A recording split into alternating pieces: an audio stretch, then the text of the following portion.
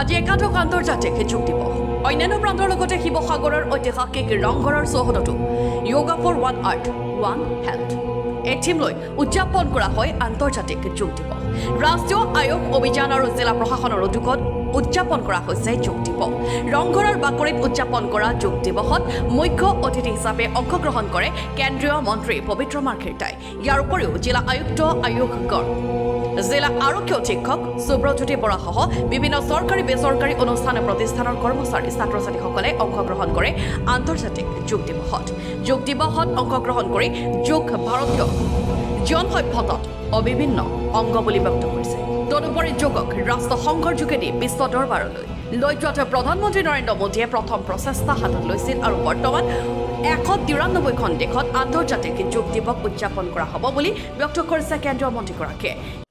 এক পৃথিৱী এক স্বাস্থ্যৰ বাবে যোগ এইবাৰৰ যোগ আন্তঃৰাষ্ট্ৰীয় যোগ দিৱস উৎসৰ্গিত হৈছে এক মন্ত্ৰত yoga for one earth one health এক বিশ্ব এক স্বাস্থ্যৰ বাবে যোগ সমগ্ৰ বিশ্বত আজি 21 জুন তাৰিখে উদযাপিত হৈছে ভাৰতৰ বিভিন্ন প্ৰান্তত হৈছে পৰমাদৰণীয় নৰেন্দ্ৰ মোদীদেৱৰ উপস্থিতিৰে আজি দাক্ষিণাত্য অন্ধ্ৰপ্ৰদেশতো যোগ দিৱস আয়োজন হৈছে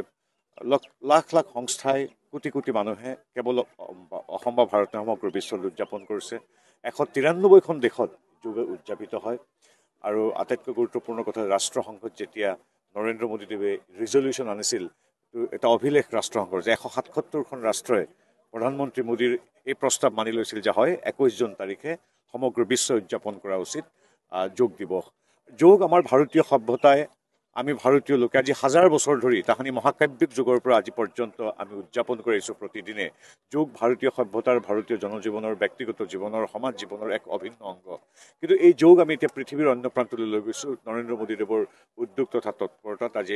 আজি খুব আপোনালোকক জনাই ভাল পাইছোঁ বিভিন্ন দেশৰ পৰা খবৰ আহিছে প্ৰত্যেক ৰাষ্ট্ৰতে আজি ৰাষ্ট্ৰপ্ৰধানসকলৰ পৰা সৰ্বসাধাৰণ নাগৰিকলৈকে সকলোৱে যোগ আজি